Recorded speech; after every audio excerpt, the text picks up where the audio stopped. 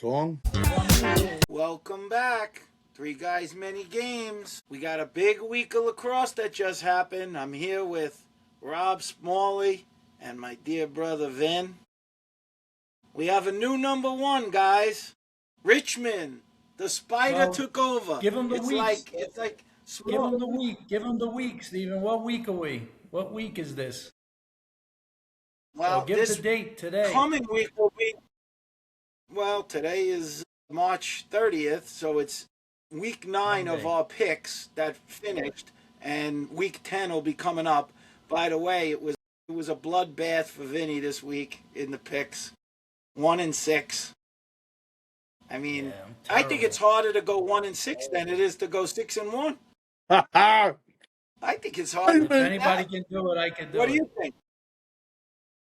Steven, you're making that up. Behind. I'm telling you. The expert of all experts He's is in 1-6. He's in last. I gotta admit, I'm laughing because I'm laughing, but you're also gloating. Be honest, are you gloating? Listen, I don't gloat because honestly, I could have a horrible week. He could be in first in another week. So, who could tell with these games and these teams? You're right about that. These games are.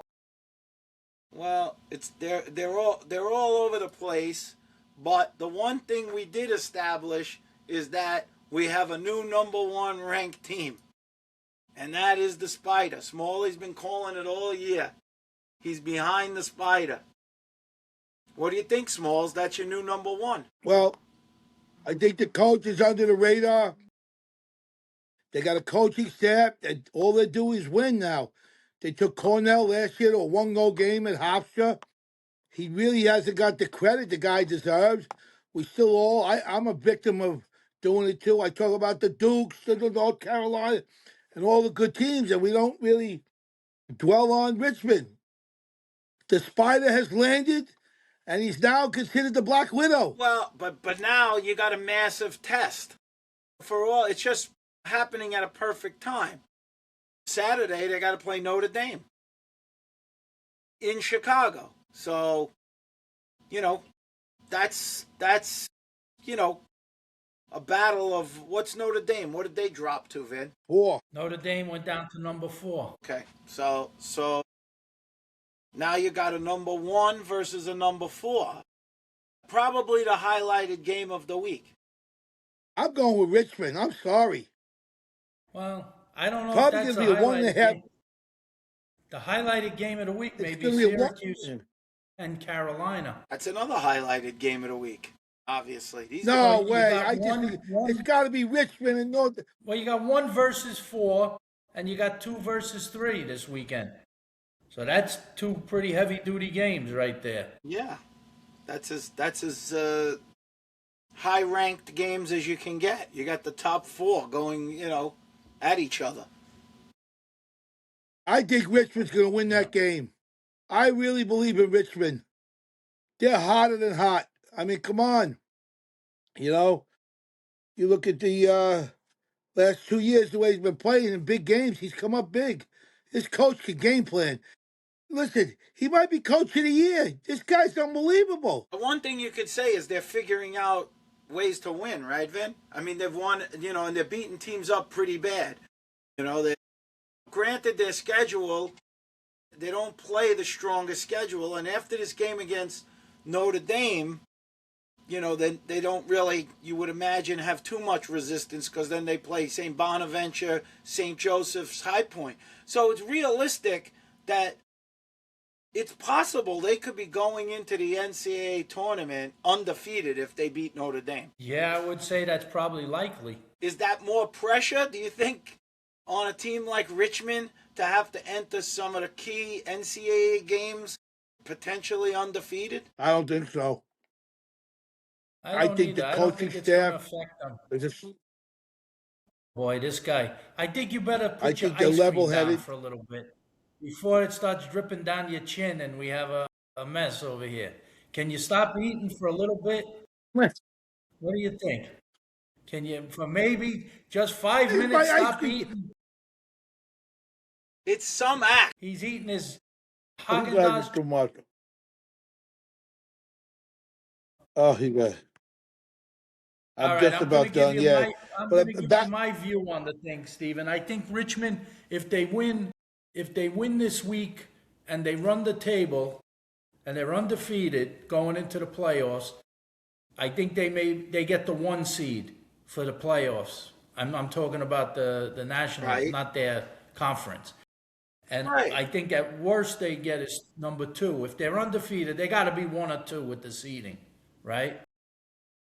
And then I think with the seeding, maybe the team that emerges out of the ACC, whoever wins that ACC, which right now, I mean, it's pretty tough to tell who could win that ACC. Virginia has a resurgence. Smalley has called for the resurgence of Virginia. He said they would come back. Well, listen, I tell you, the way they're playing, you got to really say, really, I mean, I watch on the internet, everybody's saying stuff, calling for the guys' heads, As soon as you don't do good, everybody calls for your head now.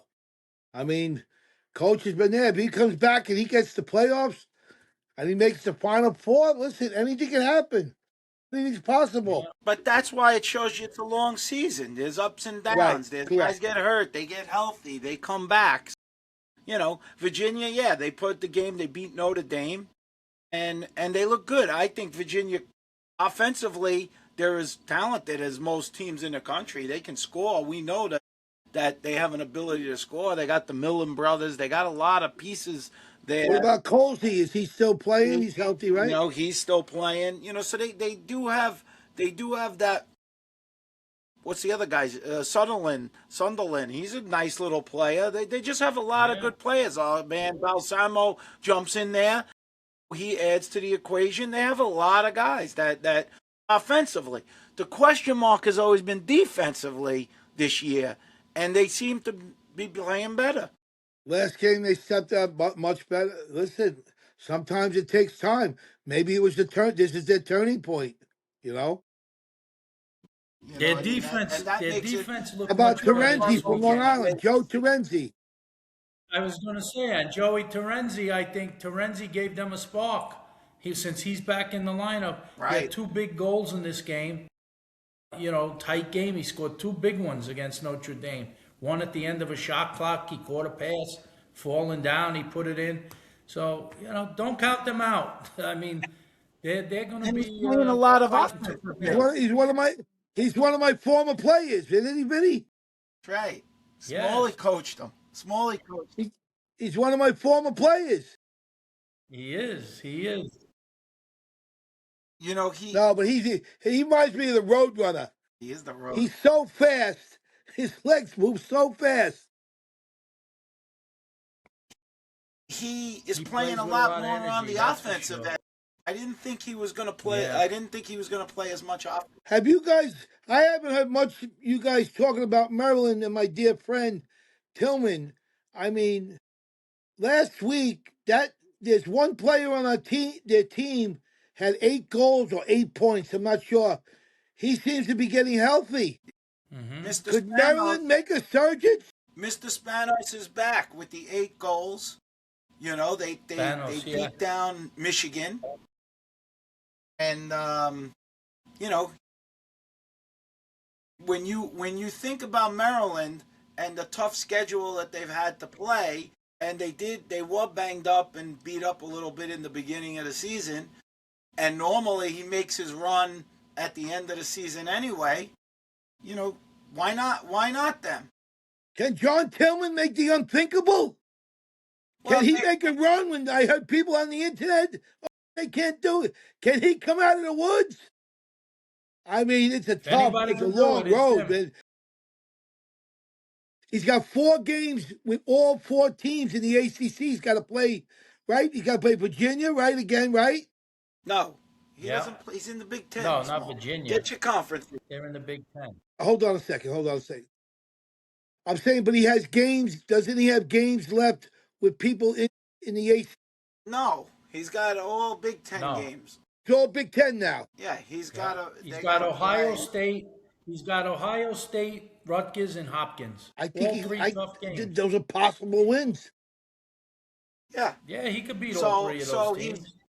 He could win all those games, and he could be 7-4 going into the Big Ten tournament. Which then you win one or two games there, he's right back in the mix. So wait, the Big Ten gets an automatic qualifier? Yes. But the ACC doesn't, correct? Right. Technically, you said yes. He said technically doesn't. But that's a technicality. Because they're so strong, they're going to get teams in no matter what. So it's not automatic, but... So you think it's unfair they can have 4 teams in and say somebody like the Ivy League can only have 1? Is that right? I mean, that's crazy. You're looking at... I don't think that'll happen. But it's possible. I mean, it's crazy. But you're right, Ben. The next 3 weeks will determine a lot on this thing, what's happening. I have a problem. He'll be for your clip. I have a little bit of a problem with the RPI. Because, and this is where it goes to where somebody does have a strong schedule. Or in a strong conference. If they establish you early as the strong team, and you're only playing strong teams, and you're winning for the most part, you might take a loss. You take a loss to one of those other strong teams, you don't go down. So how do the teams go up? The strong will always be, low or high, however you put it on the RPI. They're always going to be. So to automatically think, because they'll say, well, that division is a strong division. You have to really look at the interconference.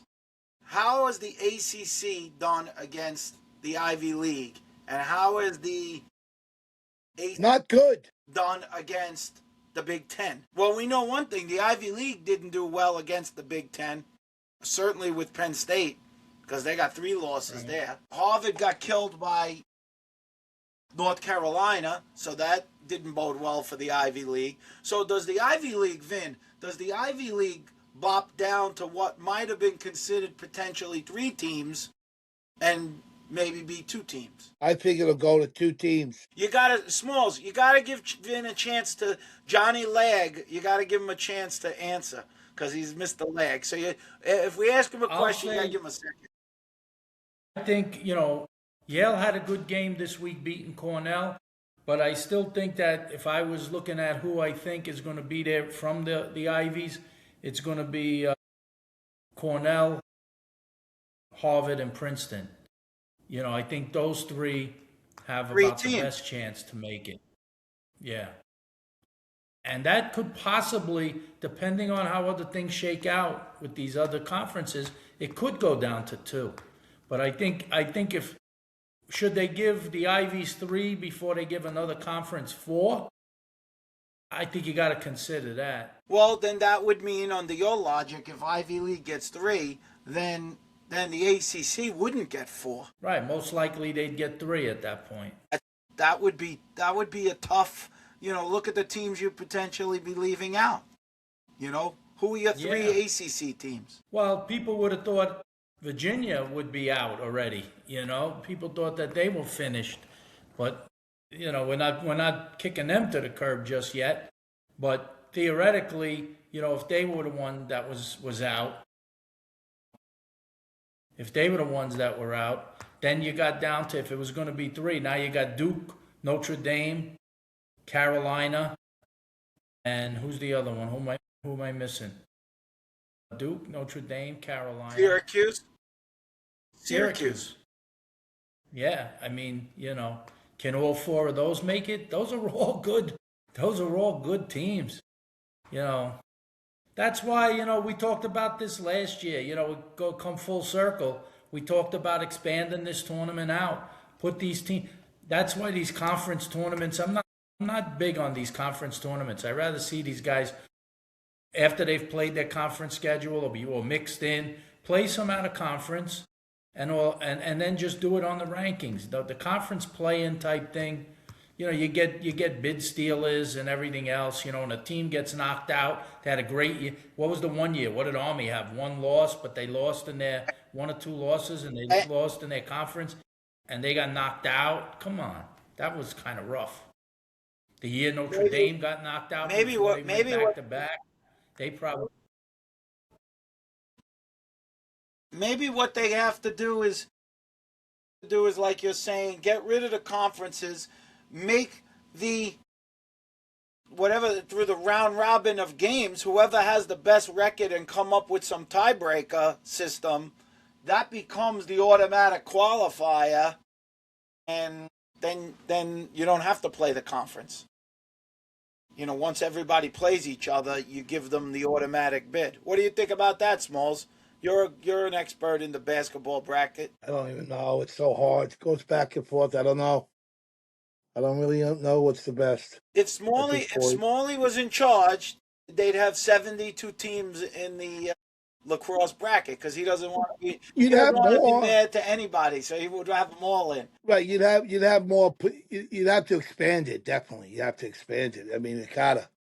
I just think the lacrosse is not doing a good enough job, whatever they're doing, because you got sports. All these other sports that are passing it, they get TV time. There's a lot of. I don't know what they're doing. We should be expanding the sport. I don't know who our people are behind this, but we're not expanding. Well, Smalls, just so you know, in terms of the NCAA, they have a formula with, depending on how many teams there are, that's how they come up with the number to be in the playoffs. So they have it like a certain percentage. That's why there's whatever there is in basketball, why there's 68 teams or whatever that get in. They have the math. If they all of a sudden had twice as many Division I basketball teams, then the tournament would be 128 teams, I'm sure. It might be like that someday when they split up. Yeah, they're getting close now with these added programs and some of these D2s that went D1. They're getting close to having to really consider at that time to expand the field. So what is it, 18 now? They're going to have to look to go to. Oh, they'll run their own tournaments. You get all like the Pac-10 and people. They run their own tournaments. It won't even be the NCAA anymore. They'll have their own body of. I mean, there's so many teams. You're right. There's just so many. There's so many teams. Let's stick to where we are with the lacrosse. We're getting all over the place. I would just say I think they should add a few play-in games in lacrosse. So teams that are like bubble teams, that these first out 2-3 teams could still have a chance. Because after you get down to those play-in teams or those automatic qualifying teams, to keep those other teams out of the picture, it stinks, because they are better. Those teams from those very strong conferences are better than those other teams that are winning those lesser conferences. I'm not knocking. They're coming up. They're doing well. There's 2 undefeated teams right now, right? There's Richmond, and there's the team that's in Hofstra's conference. They just beat Hofstra. Sacred Heart. Sacred Heart. Aren't they undefeated? Yeah. So I mean, I don't know. They just made the top 20 for the first time. Yeah, no, but I'm saying because they're undefeated. But could they beat Notre Dame? Could they beat Syracuse? Could they beat Duke? Could they beat Princeton? Could they beat Harvard? They could. I doubt it. Yeah, I don't think they're ready for prime time. I don't think they're that good yet. I don't see it. So Give what I'm saying chance, is maybe. they're going to get in. There's going to be, last year didn't Crawley with High Point, didn't they get into the playoffs? So they got close. Did they win their conference last year, or they were close? I forget if they were. No, they might be in the Richmond conference. Yeah, Richmond won. They made it to the finals. Yeah, they made it to the finals. So I'm saying, so let's say there was an upset and High Point wins. You put High Point. I don't know. I just think I would add. I don't think you got to go crazy. I think if you only added about another 2 to 3 play-in games, and I'm not saying play-in games, that means 6 teams. I'm talking about another 3 teams below where they are now, and let them play play-in games. And I think that would make it a little fairer and a little more exciting.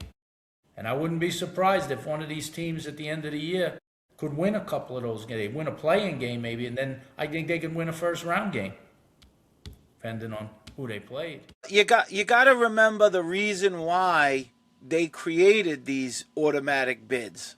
You know who the first Smalley? Do you know who the first automatic qualifier team was in lacrosse? Yes, I do. You do? Yep. Who was it? Hofstra. No, Johns Hopkins. No, they used to do a thing where it was they had the rankings, they picked all the things based on the rankings, and then automatically either Notre Dame or Denver was in. They had a team from the West when Notre Dame wasn't really that strong at first. And they had Notre Dame. It was, and then it sort of expanded from there with then these conferences came about. And the thought process behind the conferences is that having the ability and entry to the NCAA will improve all these other divisions, because kids will say maybe they're not going to end up at Syracuse or North Carolina, but they'll go to these other schools. They'll go to Towson, and Towson will win their conference and be in the NCAA. And the truth is, that's true. But like the NCAA normally does, then they tripped all over themselves, because everything they did good to create the parity through the automatic qualifiers was destroyed with the transfer portal and NIL. That's basically, it's basically working against each other. The other thing, Stephen, what also happened was, you had some realignment. Notre Dame was at one time in the Big East. They went into the ACC. Right. Syracuse was in the Big. They went to the, teams. Maryland historically was in the ACC. They went into the Big Ten. So there was realignment with the lacrosse, even though it doesn't it doesn't always match with what the football conferences are. Those colleges could be in a one conference for football and a different conference for lacrosse. So, Hopkins years ago was an independent, for years. They weren't in any conference, right? The only Big Ten. The only point I'm making, and you're right, there's another example of that, was when Hopkins, who was always independent, when they started not being able to make the tournament, they were like, God, we better get in the Big Ten. It'll be the only way back into the tournament, potentially. So that became a little bit of an enticement to get them in there. The point I'm making is the automatic bid and these conferences was to grow the game and make the teams more competitive, which it was doing. And then the transfer portal thing completely blew it up. So now what you only have is, now you have kids, you almost have the three main conferences and everybody else is a starter conference. Because the kids leave. If you one of those lower conferences, they find a stud. They get some kid. He's under the radar, and he's a stud. He comes there as a freshman, and he's dominating for whoever it might be. Quinnipiac, whoever. All of a sudden, that guy's out of there in a year. And he's got people knocking on his door to do so. So how does that help those other conferences? How can you make these other conferences? There'll always be one bid conferences. They're never gonna, with NIL and the transfer portal, those teams probably outside the top three conferences, which we know are ACC, Big Ten, and Ivy League, will never break through. And the one outlier in all of this is Richmond, who's sitting at number one. Yeah. Because that's Smalley's team now. Hey, listen, if they win it all, that will go down in history. That will be actually history made in the makings. It really would be unbelievable. I think it's unbelievable if anybody out of those top three conferences could actually win it. If they could actually win it, anybody outside of those top three conferences, that to me would be unreal. Well, because what conference has a team that could do it? Well, Charlie Toomey did it with Loyola one time, and a Denver or a Georgetown, Denver's done it. Coming out of the Big East, right? They did it. What year did Denver win and Loyola? They probably won in 2012. They probably won 14 Yeah, years no, ago. it's That been was way before the last time they NIL won. and any of that. Yeah. No, it's been quite a while ago, but I think a couple of years ago they were in the Final Four. Didn't they? Trying to remember, they I played don't it. They think. played Notre Dame, and they played Notre Dame in a Final Four game. Not No, that was how the many years game that ago? was overtime. No, I don't think it was overtime. They played them. They played them. We were there. I think they played them just a couple of years ago in the Final Four when the Cavanaghs were on the team. Denver gave them a pretty good go. Was close for a while. Right, Denver. No, yeah, no. 2 years ago, Denver Yeah, was that's there. what I said. Denver. Did I not? Yeah. Did I No, not you. say I Denver? thought I you thought I said said Denver. Loyola. No, you said Loyola. No, I just used Loyola as a team that broke through. Right. But I was saying that Denver was another one of the teams like that. But Yeah, they've been Denver there. got through there. Well, I would say that if you would argue again of these conferences, the next one you might say, you probably would say it was Big East because of Georgetown and Denver. Yeah. You could argue Patriot, you could argue Patriot League has got some good teams. There's so many players now. That's the thing. On all these different teams, you got the two guys from Long Island that left. What's that school with the C on it? They're playing for Georgetown. I mean, they might be struggling a little bit, but they're so good too. There's so many good teams. Maybe this is what it's going to be in the future. So much parity. We don't even know who's on. We talk about all these teams. We don't even know who's on Richmond. You couldn't even name three guys. I could go to anybody. No, There's like only three no, guys on what Richmond. you were talking about Colgate, who won a first round game last year. They played pretty well, Colgate, last year. But no, you're not wrong. I mean, like Steven said before, these guys, if you're a freshman, you're going into one of these schools and you're not really playing a lot, and you can save your year of eligibility just playing on a college team, and then you want to go to grad school, and by the time you're a senior, you blossomed into a real player that can help a team, gives you opportunity to go to one of these schools that has one of these, 1-year business programs or something like that. Smalley. And it's great for these kids. Uh-oh. He hit a Smalley button. stopped recording. What did you hit? Nothing. Somebody was calling. Again. Oh, that's of course. I tried for once in my life. I was trying to be actually a little quiet today, whatever, because I'm in a sad mode. Not really a sad mode. I'm supposed to be going to the Final Four, but it looks like I'm getting knocked out. So I don't know what's happening. So why would you go? Who are you going to go? Every one of your teams is out. No, not everyone. Johnny's got beat. Yeah, I just love it, man. It's something in my blood, Like if I could die on the basketball court eating a bowl of Haagen-Dazs ice cream, I'd love it, man. Because I love sitting there watching. I can watch 5 games in a row of basketball and sit there with popcorn, Cracker Jacks. I mean, it's just amazing. It always It always comes back to food. It always comes back. Yeah, I got fat. Yeah. I grew up. I never had food in the house. We weren't from Manhasset, all those rich towns. We were from Levittown. What was in the cabinet? What was in the cabinet? Sugar water and salt cakes. Sugar water and salt cakes. Yeah, we didn't have much. 5 kids fighting every day. My brother hit me in the head. I hated. Listen to me. And all due respect, I'm picking on the Manhassets and the Paul Washingtons, what you guys do. But honestly, I hated you guys. We go to ball games. Like I said, my father would come. He'd have his Lucky Strikes with a T-shirt on, rolled up with a pack of cigarettes here, and you guys were getting off the train with the Wall Street Journal in your hand. What millions of dollars? You never looked at us. Yeah. You never said hello. So Steven, again, he's making up stories. His father, Lucky Strike in his sleeve. His father was the #1 guy graduate from Chaminade. He worked at a big company. Right. He was one of the top executives. And now he's Lucky Strikes with a T-shirt at a game. Come on, stop it. Well, hold on. Maybe that's not true. My dad did work. He worked for the law publishing company. He had a big job, but he had gotten sick when he was about 38 years old, like that. And he couldn't take a big job, so we wound up living in Levittown. I thought we were going to move to Garden City. Oh, we were ready to go, but that was it. We got stuck in Levittown. And who do I meet? Keith Richards. I got a guy that looks like Keith Richards, Bobby Bardiello right now.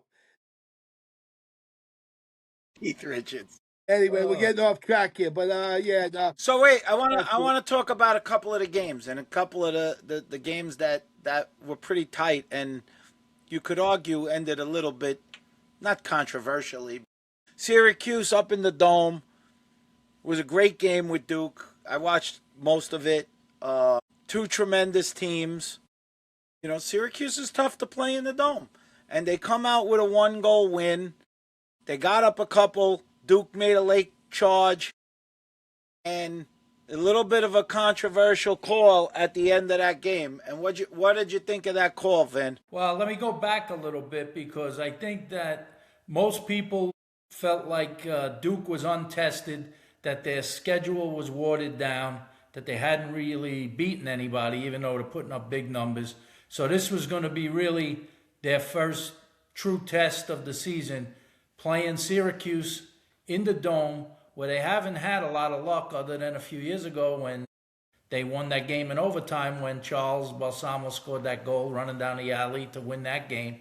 That was the first time they ever beat them in the Dome, and the last time they beat them there. Time. Yeah. So you know, going up there, you knew it was going to be a challenge for them. And again, they were like an unproven team to a lot of people. But I thought that they really showed that they're the real deal in that game. You know, I thought that they scrapped and fought hard. And like you said, Syracuse is difficult for anybody to beat in the Dome. They don't lose too often in the Dome. But they were right there with them, Duke. You know, throwing punches, making big plays when they had to. Even when Syracuse came back and went on typical Syracuse 2-3 goal runs that they do. And, you know, so it came down to the end and the play you're referring to, you know, Duke's got the ball with a chance to tie and a timeout. And they come out and whatever they were really trying to run on that side, you know, looking at the goal on the left-hand side, they kind of went into like a two-man where a guy was going to try to set a pick.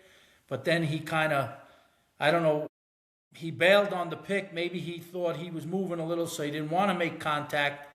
And so he like dove out of the way, and the ref blew the whistle and called a moving pick anyway, which, you know, we took a little poll. I know you had it up on whether or not I thought more people thought it was not a moving pick than did.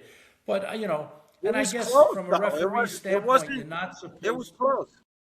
Yeah, no, but from a referee standpoint, you know, you're supposed to call a game, I guess, consistent all the way through. Doesn't matter the score and all of that. But to see that end for them that way with a moving pick that I felt was 50-50.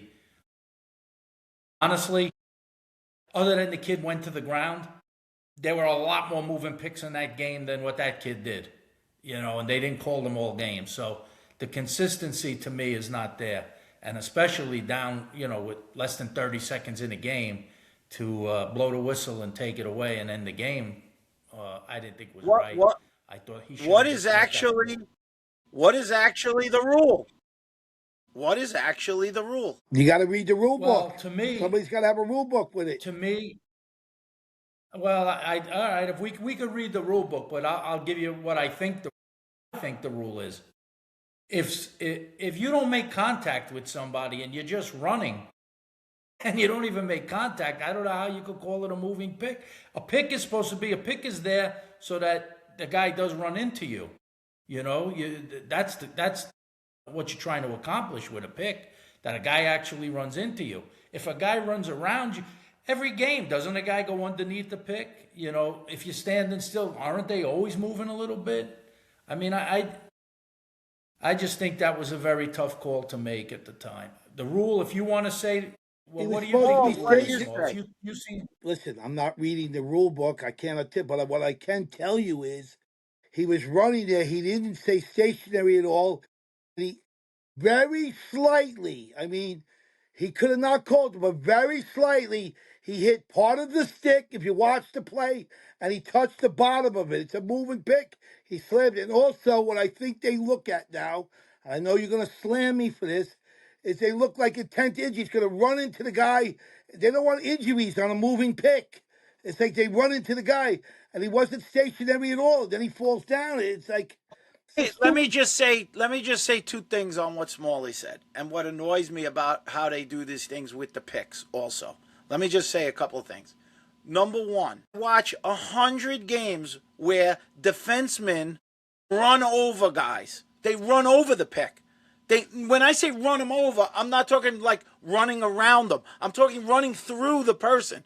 The guy is standing there picking, and they make the contact. So I'm saying, like, even on that play where Smalley's pointing out that the guy's stick, I'm saying the guy might have initiated the contact there.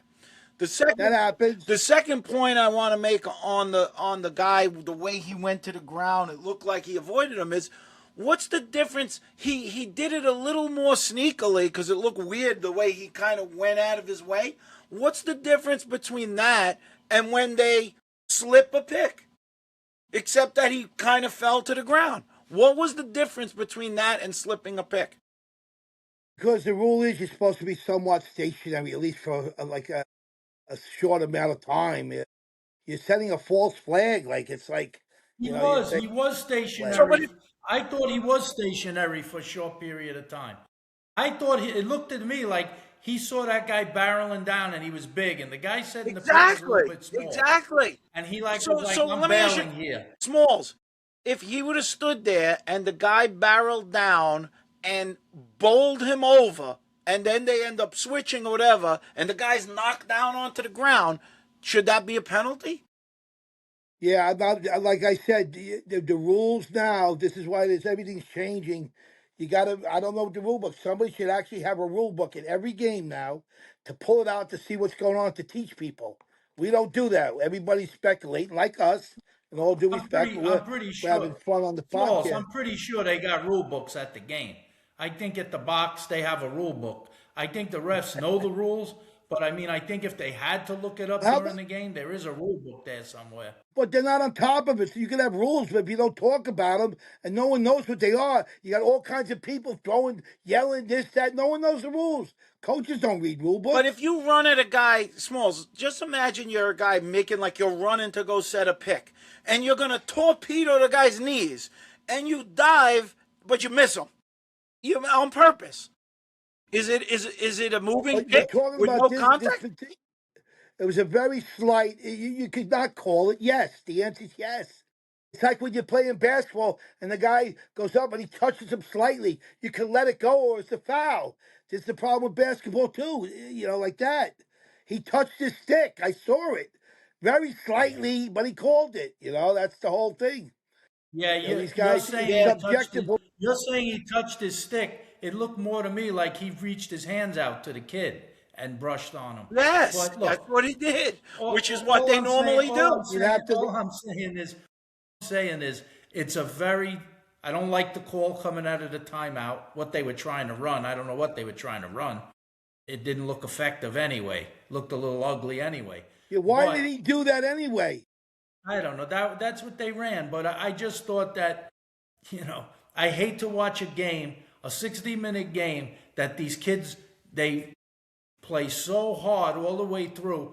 And there's so many plays similar to that throughout the game that they don't call. And then the guy calls it in the last 20 seconds, if that, Man, they do in the playoffs. Hitting in the head, it's a 2-minute. Stepping in the crease. How about 2 years ago with Duke? Getting into the playoffs, the guy steps in the crease. They have no feedback on it. Guy's looking at a little screen. We're backwards. We should have a guy with a rule book sitting there with his eyeglasses on and read the rules. People don't even know him. Well, I don't think that call's not changing on a rule book. That call's changing on interpretation of what the guy saw. And that can go, like I said, that I don't know. Well, that was definitely very slightly. You could get into the whole minutia. And what it was a moving pick. It was very slight. You might think it's a bush league call. Some people, I understand it. Late in the game, in the championship game, is it going to happen? Is he going to call it? Probably not. You're tired. It goes into overtime. That's it. Not going to call it. But you're in the dome. You got them playing them. It's a house call, maybe. I don't know who was reffing the game. Who was reffing the game? I know, it's just let's go to the guy and ask him. I don't know, but it's just a very tough call to lose on. I mean, if I'm Duke, you play your hearts out. You just want to get a chance to score at the end. But who even runs the play like that? The guy ran like a jackass. The guy's running and he does like a, well, what was he doing? Tumbling? Yeah, well, tumbling class? What was he in? Don't blame the kid. I mean, look, the fact of the matter is, like I said, this happens throughout the game a million times. Whether they call it, let me ask you something. When you say whether there's to be a moving pick, there has to be some kind of contact to be a moving pick. That's my opinion. Maybe the rule doesn't say that. Maybe the rule says that if you're running and you don't even touch anybody, they can still call it a moving pick. I don't know. But if that's the case, so what's the difference between that and they're calling a slash? Guy takes a swing, but he don't even touch the guy. He tries to hit the guy in the head with his stick, and he whiffs. Do you call a penalty? Because, oh, well, you almost hit him. You're not going to give a guy a penalty for missing. I mean, they're all that's game another long. thing. There's so many slashes in the game. Well, that's what I'm saying. So correct. How do you, I agree with that. With all the physicality that went on in that game, to call that play, listen, Joey Spallina, he went underneath at the end of a shot clock to get a shot off, and he drew a penalty, and they made it a 1 minute non-releasable, right? So, they called it. He got hit to the head, and that was the right call. Some people will argue you're right about that. To the head, but it shouldn't have been a non-releasable. They said it should have just been a minute penalty, not a non-releasable. So I mean, there's discretion from the referees, and I'm just saying. Or what about Vin on that? What about the fact of when you're changing levels, he's going down and another guy's going across? It's like in football when they say, does it become a penalty if you're going down? Where's the guy? If he's coming to hit you already, where's he going to hit you? Of course, it's going to get hit a little in the head. Listen, I'm not picking on the refs because it's a very tough job. We're watching on TV with slow-mo and everything else. But I guess that moving pick play that ended the game, I guess that's not a reviewable call because they didn't review it. They couldn't argue it and say, review it. No, I don't think. Can I read, gentlemen? Can I read something that might clarify something? Maybe I could come up with something good here. Go ahead. May I have the floor? Okay. Can you guys hear me? Yes. In lacrosse, a moving pick is an illegal screen. Let me start. In lacrosse, a moving pick is a. Something. I'm sorry for laughing. It's the fucking something buzzing. Reading is fundamental. The only fly. Oh, the video. I got the only fly in here eating my Haagen-Dazs ice cream, the fucking thing, and it's buzzing in here. Look with the paper. My life. I think the fly flew into his mouth. I think it flew into his mouth. Billy, you can't make this shit up. You're the only fly. Swallow a fly. They're not even born yet, the flies. I'm sorry, this is a good one. Just listen. In lacrosse, the moving pick is an illegal screen where the player, listen to this, where the player is setting the pick, is in motion or fails to set his feet. That's exactly what happened. He failed, usually resulting in an offensive foul. Legal picks require the player to be stationary, feet set, with feet shoulder width apart, and arms providing defender time and space to react. There it is, right there. But it doesn't say anything about contact. Right. It's not saying anything about contact. What you just read to me, I would be arguing that sounds like they're assuming that somebody bumps into the pick, not goes around it. Right.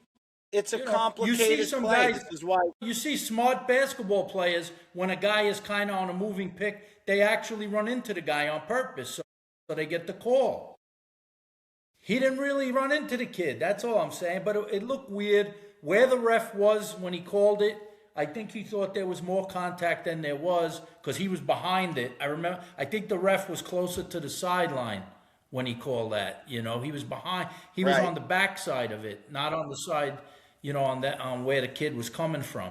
So listen, at the end of the day, we're spending a lot of time on it, but it's a bang bang call. The guy made it. It caused Duke, a chance to tie. It doesn't necessarily mean they would have won the game or not. But I just as a competitor, I think those kids, they played so hard and to not get a chance. And listen, players make a zillion mistakes. Coaches make a million mistakes. Refs can make a mistake too. That's just the nature of the beast. Got to accept that they're going to make mistakes too. It's human error.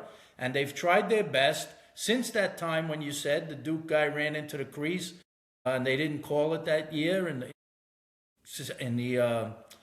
Final Four. Penn State was the loser on that one. But they've adopted. We have the technology. We got AI. We don't use it. Everything is, they try to do their best. Look, the one thing, I got no complaints. I think they always continue to try to make things better, and get a cleaner game. But, it's a sport. Guys are diving, guys are pushing, guys are leaning. Stuff's going to happen. So, Smalls, the other game, your team was back, Carolina. I thought you should have went to try to go see this game. Carolina. I would have loved to gone. Put a thumping on Harvard. Harvard took their first loss and got thumped. Yeah, some people say it's not bad to get a loss. I don't see them going undefeated. It's a good team to take a loss to. I mean, they're very talented.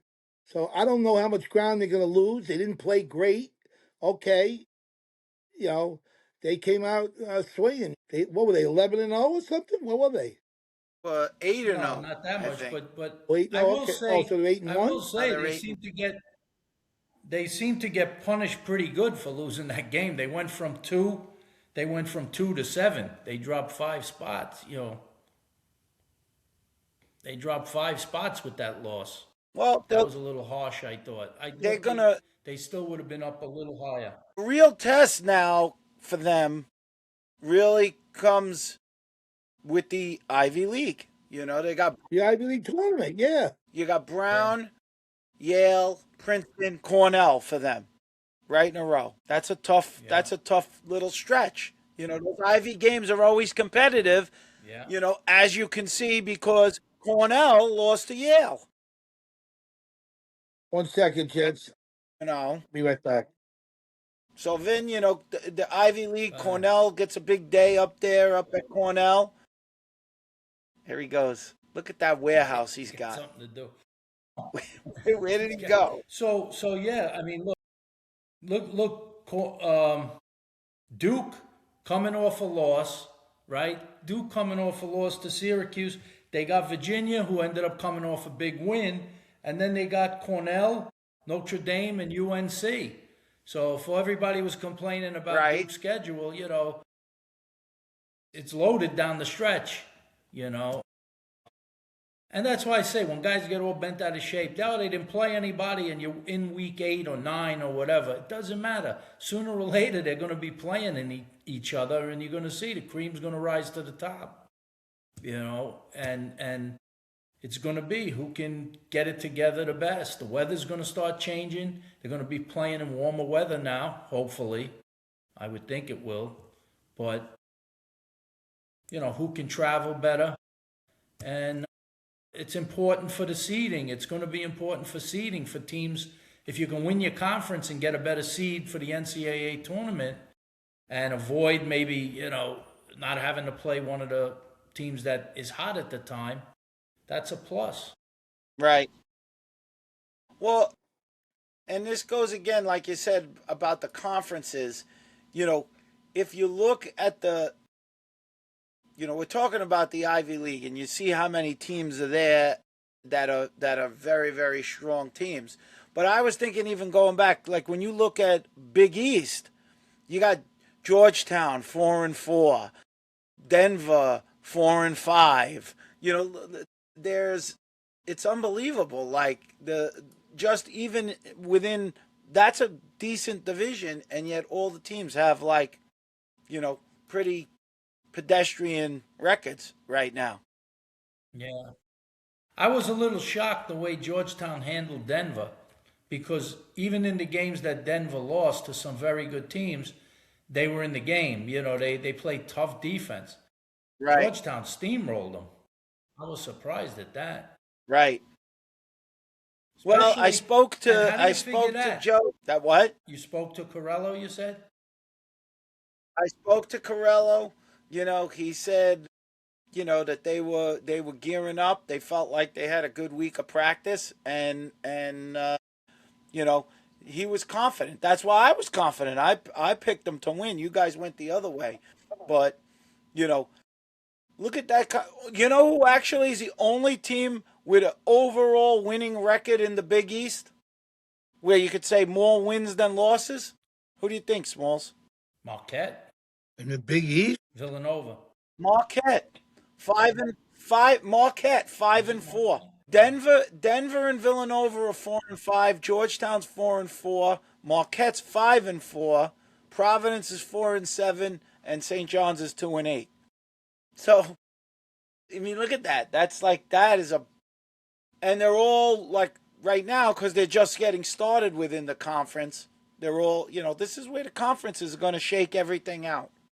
That's how this is going to go down. The next few weeks, this is the March and April madness of college. What, they got 8 games left? 8 to 10 games left? Not even. Well, I don't think so. Not even. Teams. No. I think teams, I just looked at the top 10 teams, you know, after today's poll. The top 10 teams have 40 games left. 32 of them are within the conference. Only 8 games are where teams are playing out of their conference. The most games anybody has left to play is 5 before the conference play. 5. And that'll do the seeding for the conference. But most of them have 4. Richmond has 4 games left. Carolina has 4 games left. Syracuse has 4 games left. Notre Dame has 4 games left. Penn State has 3 games left. Harvard has 4. Duke has 4. Ohio State has 4. And Cornell has a little more. They're the most. They got 5. So that's what you're talking about, you know. And then you go into conference play. And some of these teams, there is a chance that in this top 10, somebody might not make the conference. There's a chance they might not make their conference playoffs. Who would that be? So who would that be, you think? Virginia. It could be an ACC team if Virginia gets hot, right? I mean, if Virginia gets hot and wins a few games, somebody's going to be the odd man out from this top 10. Because right now you got the ACC and on these rankings, you got an ACC 2, 3, and 4. Right. But the more important stat for that is, like, for example, Syracuse and Virginia have 1 ACC win. Duke and Notre Dame have 1 ACC loss. So it's just really starting. Right. Does Syracuse play Virginia again? Do they play each other again? Not maybe in the tournament, possibly. Yeah, that's what I'm asking. So Syracuse hasn't played Virginia yet. They haven't played them yet. Yeah, Syracuse. Okay, got them the last game of the year then. All right. Not last game. That's the last game of the year. Syracuse is playing Carolina this week. Yeah. No, I mean, what if Syracuse were to lose to UNC, UVA, and Notre Dame? What if they were to lose? Oh, if you're losing, you're going to get out. You're going to get out. That's what I'm saying. You're going to be out. No, they won't. And I mean, none of those games are gimmies. Those other teams, yeah, but they're going to lose too because they're playing each other. So the other teams are going to lose to other teams, and their RPI will be higher. Aren't they going to use a little of that? Well, that's the reason why they're getting. Look at their records. I read you the Big East. Now I'll read you the ACC. Duke is 8-1. Carolina's 9-1. Notre Dame is 6-1. Syracuse is 9-2. So they all have really good records. So they're beating all the other conferences up. So small. And Syracuse has the best point. What is it? The RPI. Whatever. They have the best. Yeah, and they have the strongest strength of schedule. So that'll help them. That may come into play if they end up losing games. You know. But looking at the they top can lose 10 3 games now, and still make the playoffs to those teams, Vinny.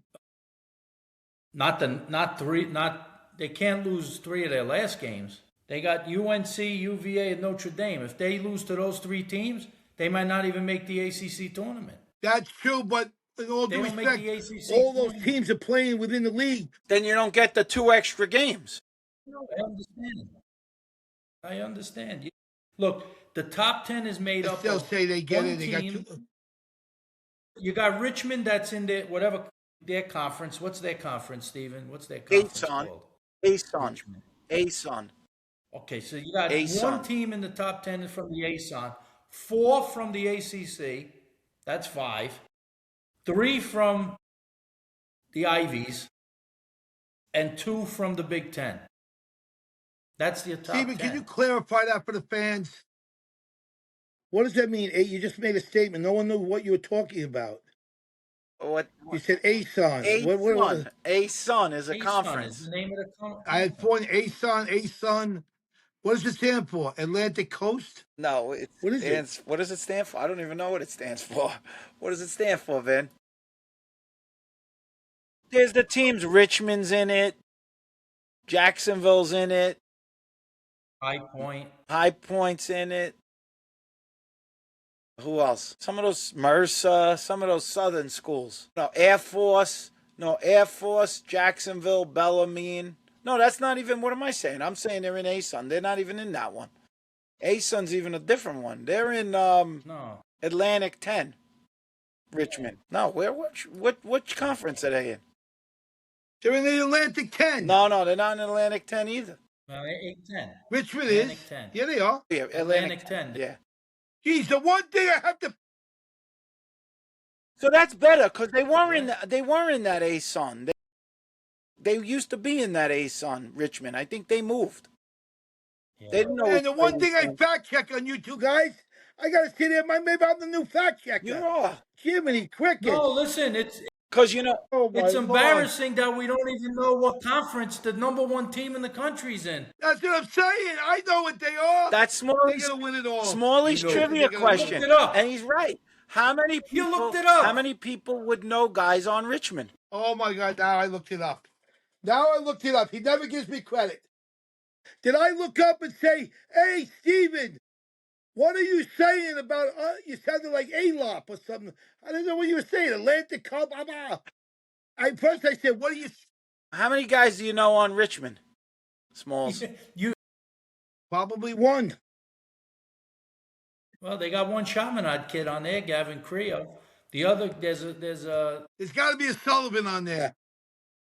Yeah, he's good. Yeah. Look up their team, Stephen. You wonder where they're getting all of these guys, Chamati, Well, there might be an investigation on this because someone said there's a guy 38 years old. That's a little. There's a guy 38. What are you talking about? A guy 38? Yeah. Yeah. He went back to college at 31, 32. Okay, so that could happen. There's been guys like that. Yeah, I don't know about that. Well, I don't know who they are. Luke Mayer, Mark Botek, Brody Murphy, Aiden O'Neill. That's Brennan's cousin. Aiden O'Neill, Hunter Smith. I don't know. O'Neill. Yeah, he's a player.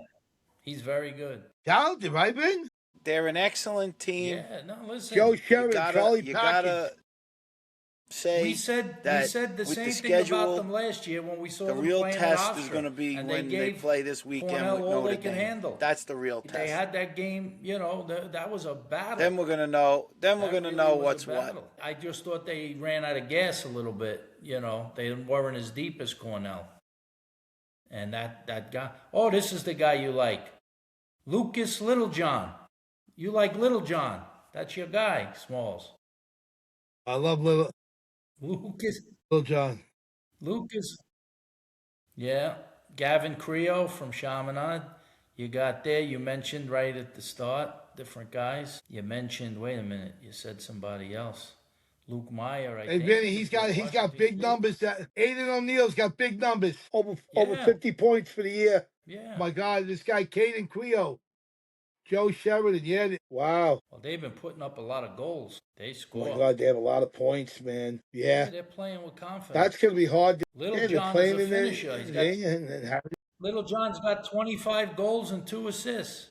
Where did Steven go? Now he's out. I don't know where he went. He left town. Maybe his battery went dead. All right. God, he's out. Yeah. It's amazing how the phones work so good. Yeah. Yeah, Unbelievable. he was on his computer. Yeah, there's a team that They no one shut knows down anything without about, Richmond. The Spider. Listen, I think they're happy just how they just keep winning games. He's doing an amazing Yeah. job. And Why worry about him? He's got a couple of very I mean, look, he's got a win over Virginia. He's got a win over Cornell. He's got a win over Georgetown. Georgetown probably will win the Big East. Cornell has a chance to win the Ivy.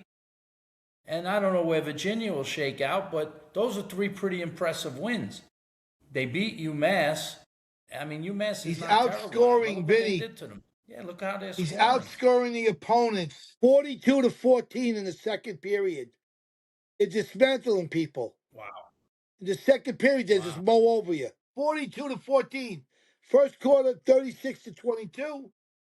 And the third quarter, 34-16. Every which way you can do it. All right, they haven't played the top teams. I mean, but it's Smalls, you make every day a joy. Steven's trying to come back into the picture. I think I'm back in the picture. I'm trying. I was surprised. Wait, what do you mean by that? I was surprised that one of the games I watched the Duke Syracuse game, but I was really watching that Virginia game. What happened, Steven? I don't know. I got bounced. I got a little too many windows open. Wait, I heard a nice compliment about me. I want to know what it is. Smalls, you make every day a joy. You make it, because you brighten up these teams' day. Every time I hear something, they say you put a smile on their face. That's the thing. That's what I get. Yeah, well, Vinny was talking. Now you can make an argument. Who did they play though? Richmond hasn't played anybody. Basically, really. No, they got three. The division doesn't call for. Not like the ACC where they're battle tested between these games. I would actually make the argument like those teams are more battle tested in the ACC. They're playing each other, killing each other. But they do have a good win against Virginia. But that was early in the season, and then they only beat Cornell by 1. So, I'm just worried about them now. Like when they have to face some of these other teams, I think it's better if they could have threw a couple ACC teams in there in the beginning. I thought it would have bettered their. Bettered themselves by doing that. I really believe that. Well, they had Maryland at this. Maryland was their first game, but it got canceled because of snow. That would have been, typically a strong game to be playing Maryland. We know nothing about them. We don't know the coaches. We don't know anything about them. Amazing. They're the number 1 team in the country. No one knows anything about it. I can go to anybody. No one even knows the coaches' names, the players. That's great. What a world. All the experts we got. Steven played with the coach. Quietly, Aiden O'Neill will win the Heisman. I mean, the Tuarathon. This kid, they win the whole thing. This kid will win it. Are you kidding me? You got 10 games. I think so. Wait, I heard that some of the teams play 17 games. So you're telling me there's 9 games left? Wait. So 9, 17, 10. No, they got 8 games left of the teams. Yeah, I just said before, remember I said most teams have 4 games left, some have 5. It's either like 4 or 5 games left. Total? Some of them, if they're not a strong team and they're not going to make it for their tournament. And then when they finish those games, then they'll have the seeding for the conference tournaments. They'll do conference tournaments after He's actually got a brother on the team, too. Everybody. Who does? O'Neill has a brother on the team, too. Evan O'Neill, pretty good. I think he's a freshman. Strong team. So let's do a couple picks. Go ahead.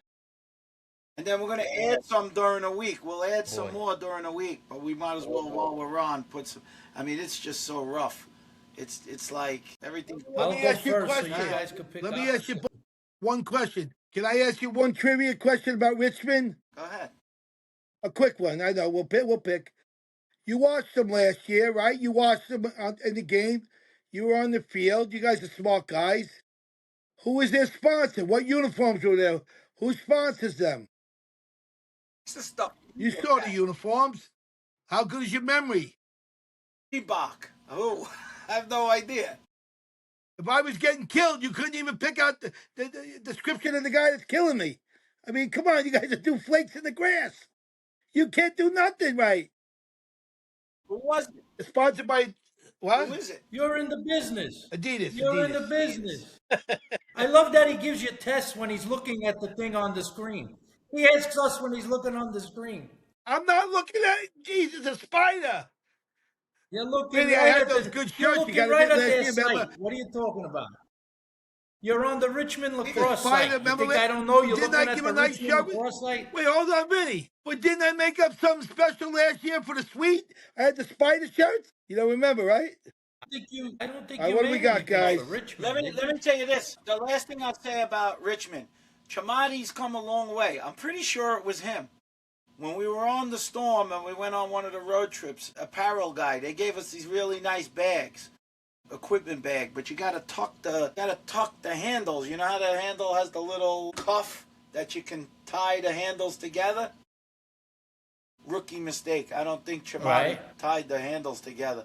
It got stuck in the baggage thing as the bags are coming out. I think it was actually him and Talmo. Both bags yanked open, ripped, underwear coming out, equipment, arm pads, mangled bags. I know it was Talmo. I think it was Chamati too. But Talmo wasn't a rookie, but he makes those mistakes anyway. I think I got a bag that said Harvard on it today. I got to look. Did you get any Harvard gear? I didn't get any Harvard gear. You got some Harvard gear? Harvard, I don't know. I saw Pat. I got to see. All right. Maybe it's a... First game, Duke. Virginia plus 1.5 at Duke. I'm taking Virginia. I'm taking Duke. I'm taking Duke also. They just call me KOD, the kiss of death. Which probably means Virginia's. I am the kiss of death. Why are you killing yourself with no confidence? Yeah. This guy was the best player ever lived in America. I can't pick a damn. You can't ask him. I can't pick a game. I'm being truthful. It's hysterical. So you can turn it around in 1 week. All right, the next one is at Hopkins. Penn State minus 2.5 on the road at Hopkins. Penn State. Make sure I write this down. You got Penn State, Smalls? Yep. Okay. Who you taking, man? I'm going with Hopkins. They're going to rebound after that terrible, crushing loss they had. They're at home, you said, right? Yeah. That's going to be. I'm going to go Penn State. I'm going Penn State. Got to go with Ferrone. Steven, go with Vinny. Come on. You want to separate. You want to try to separate. You can't do it. I know you're playing. It's not right. He's cheating, Steven. Some of these ones, I don't even want to pick the ones that have point spreads of 7, and I only like the low ones. I only like the low ones in the big games. Oh, here's a good one. At Villanova, Denver minus 2 at Villanova. Denver. This is a tough one. I know. I have no hesitation. Go ahead, Vin. I got to go with Denver, too. Villanova's erratic. I'm going to take Nova. I'm going to say Nova's going to pull it off like we were in the snow. You remember we were watching that game? Right. Yeah, maybe by a goal and a half. Not that game is 2.5, though. You're right. No, it's 2. Wait, let me see. I might switch my thing. Can I switch my thing? It's 2, not 2.5. Okay, I'll stay. All right, here's another one. Here's out of the Patriot League.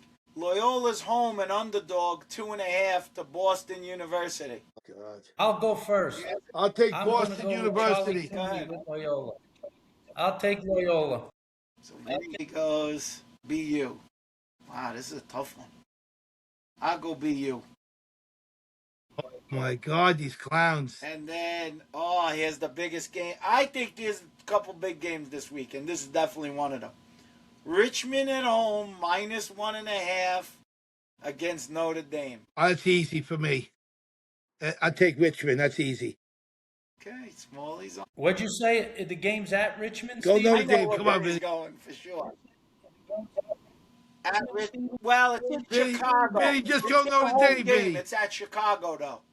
Well, I didn't hear the spread. What's the spread? Home I'm game. going Notre Dame. 1.5. 1.5. Richmond is favorite or underdog? Go with Notre Dame, Vinny. Let me get a little spread on my victory here. I'm taking Notre Dame. They're going to beat them. Yeah, I They're love going it. to Yeah. bounce back. I can extend my lead here. And then last but not least, Maryland is home -2 against Ohio State. I'm going Maryland this week, baby. My boy Tillman is not done, baby. My boy is going to win. I'm beating him. I'm They're going going to get it Maryland together. also. I'll go with That's a Maryland. Bush League. We're all three Maryland. We're all going with Maryland. We got faith Three until hens flock with a feather. What's that thing, Vinny? Three hens flock with a feather. birds of a feather flock together. What's your shout out? Birds of a feather flock Oh, together. this is great. Well, I'm going to shout out to Nassau Community College. My man, Richard Speckman, who called me on the phone 50 years ago and said, Smalls, you made the team. I couldn't believe it. Also, the other coach, Dougie Hall. All my coaches, man, that year. We're having a reunion. On what day, Vinny? I gave you the 18th of, what's next month? March, May. March, March, May 18th, right? May comes after March. I forgot. What's after March here? Hold on. No, it's April. There it is. April's the reunion. You got the April. reunion.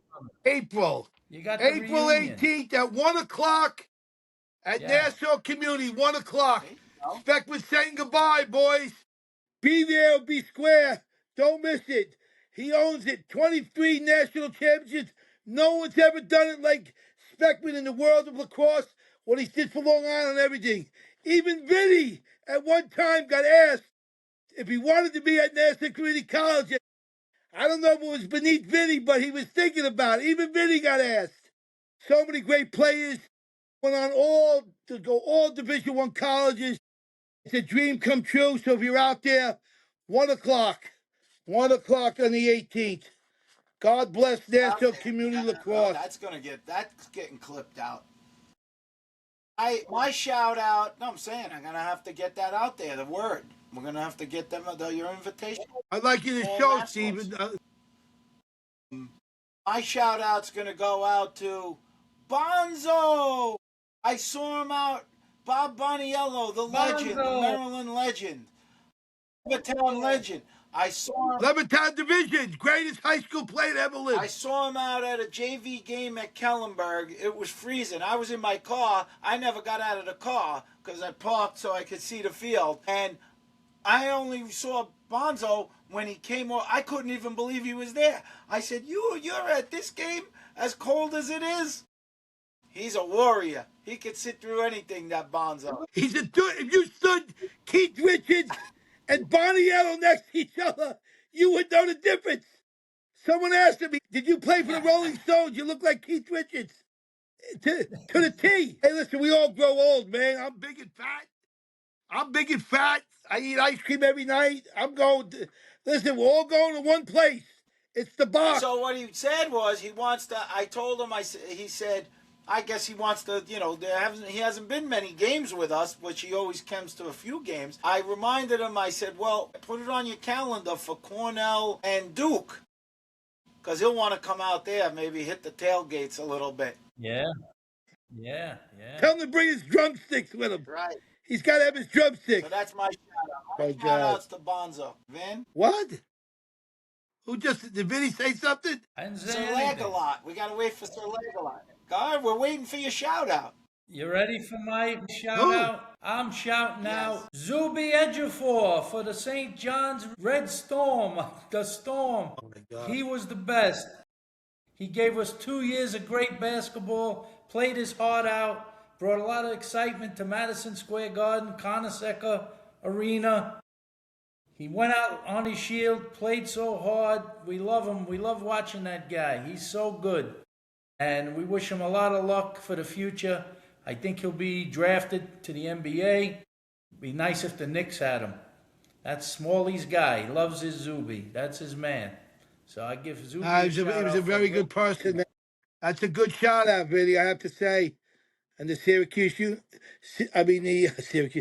St. John's crew to go down to, oh my God, it was amazing, man. I thought they had him. I thought they had Duke beat. They were up by 10. Going into the second half.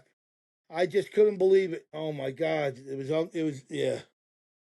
Well, DC was great, man. Anyway. All right, Steven. Take us out. Yeah, he signed a 5-year deal. We'll be back next week. Remember, we'll get this up there. Make sure you follow so it automatically goes to your inboxes. Spotify, Apple. We're even on Amazon, Smalls. Amazon Music. We're on everything, man. Wow. We're on platforms. We're platforms. I want to reach out to D. Tomasa next week.